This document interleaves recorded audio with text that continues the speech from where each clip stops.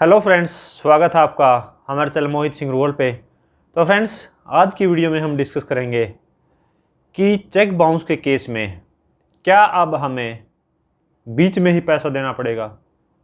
Main point ये है आज का, क्योंकि चेक बाउंस के जो केसेस हैं बहुत ज़्यादा हैं। और क्या 2022 में कोई नया कानून आया है, उस चीज़ का तो मैं आपको बता देता हूँ। उसके लिए एक स्पेशल वीडियो बनाई हुई है कि 2022 में जो कोई भी नया कानून चेक बाउंस का नहीं आया है। लेकिन दूसरा टॉपिक ये भी है कि चेक बाउंस के केस में क्या अब हमें बीच में ही पैसे देने पड़ेंगे। आज इस टॉपिक के बारे में हम डिस्कस करेंगे। एक कानून आया था 2018 में लेटेस्ट।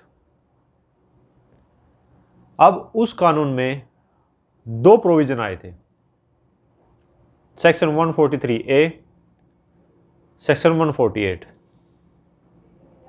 जो सेक्शन 143A है वो ट्रायल कोर्ट के लिए, और जो सेक्शन 148 है वो अपीलेट कोर्ट के लिए।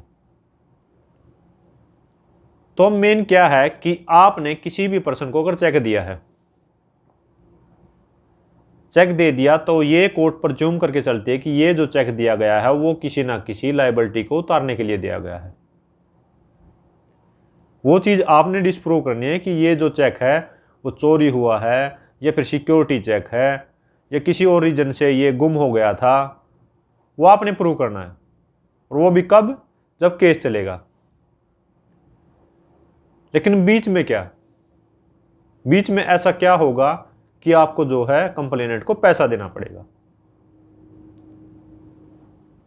चेक अमाउंट हम मान के चल लेते हैं कि 1 लाख रुपए का है। जो चेक है वो 1 लाख रुपए का है, डिस्प्यूट 1 लाख रुपए का है। अब क्या हुआ, चेक बाउंस का केस कंप्लेनेंट ने डाल दिया। अब आपको सम्मन हो गए।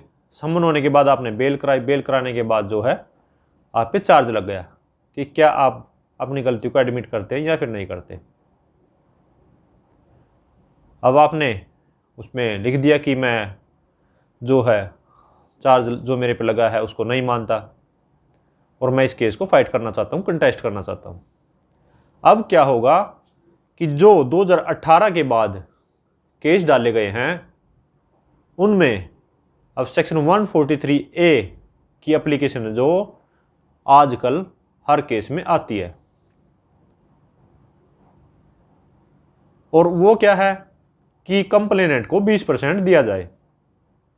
केस डिसाइड नहीं हुआ अभी, आप पेश ही हुए थे, एक ही 2 डेट लगी है, और उसकी दूसरी या तीसरी डेट पे ही आपको एप्लीकेशन आ गई कि 20% जो है कंप्लेनेंट को दिया जाए। अब कोर्ट की पावर है ये। अब मेन चीज क्या कि अगर आपके पास कोई स्ट्रॉन्ग प्रूफ है और कोई स्ट्रॉन्ग रीजन है, तो अब एप्लीकेशन तो आ गई, वो उस पर आपने रिप्लाई भी देना है कि ऐसे ये जो चेक है स्टोलन है, या फिर गुम हो गया था, या सिक्योरिटी चेक है। वो आपने स्ट्रॉन्ग रीजन देना है, स्ट्रॉन्ग प्रूफ देने हैं। तो अब जो आप स्ट्रॉन्ग प्रूफ देंगे, रीजंस देंगे, रिप्लाई देंगे, उस चीज पे आर्ग्यूमेंट्स होगी कोर्ट में। अब आर्ग्यूमेंट्स के बाद कोर्ट ने देखना है कि क्या ये 20% की एप्लीकेशन अलाउ होगी या फिर डिसमिस होगी। अलाउ होती है तो बीच में ही आपको 20% जो है 1 लाख का 20,000 रुपये वो कंप्लेनेंट को देना पड़ेगा। 20% मैक्सिमम है। एक चीज और मैं क्लियर कर दूं आपको कि 20% जो है वो मैक्सिमम है। ट्रायल कोर्ट में कोर्ट जो है वो अलाउ कर सकती है 5% भी, 10% भी, 15% भी, कि 1 लाख का 5% जो है 5,000 रुपये एक्यूज जो है वो कंप्लेनेंट को देगा।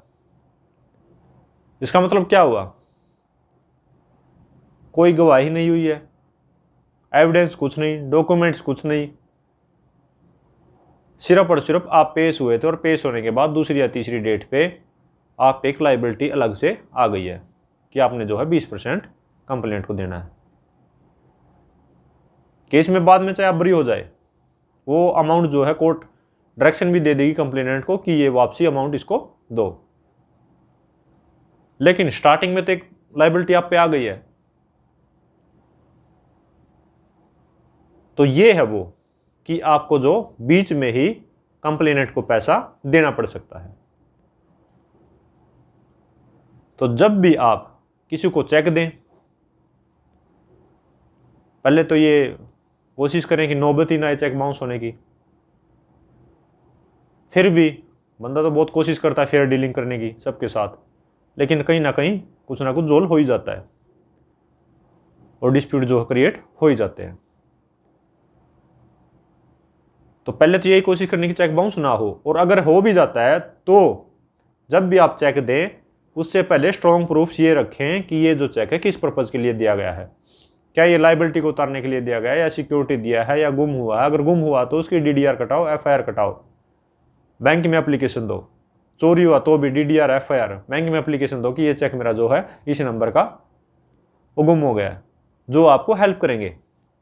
एक कल को चेक बाउंस का केस टल गया, दूसरी तीसरी पेशी पे ही आपको 20% देना पड़ जाएगा। गलती आपकी 1% भी नहीं है, लेकिन फिर भी जो अमाउंट है वो आपको बीच में ही केस के चलते चलते आपको कंप्लेंट को देना पड़ जाएगा। इसलिए आपको स्ट्रॉन्ग जो प्रूफ है वो रखने पड़ेंगे। तो फ्रेंड्स, ये है वीडियो कि आपको जो है चेक बाउंस के केस में ही चलते चलते कंप्लेनेंट को बीच में पैसा देना पड़ सकता है। तो फ्रेंड्स, अगर ये वीडियो आपको अच्छी लगी है तो लाइक कीजिए, शेयर कीजिए, और अगर आपने चैनल अब तक सब्सक्राइब नहीं किया तो चैनल को सब्सक्राइब कर लीजिए। और इसके अलावा हमारा एक दूसरा चैनल लीगल अटैक के नाम से, आप उस चैनल को भी सब्सक्राइब कर सकते हैं। तो फ्रेंड्स, इस वीडियो में इतना ही। मिलते हैं नई वीडियो में नई किसी लीगल टॉपिक के साथ। तब तक के लिए thank you so much. Bye bye.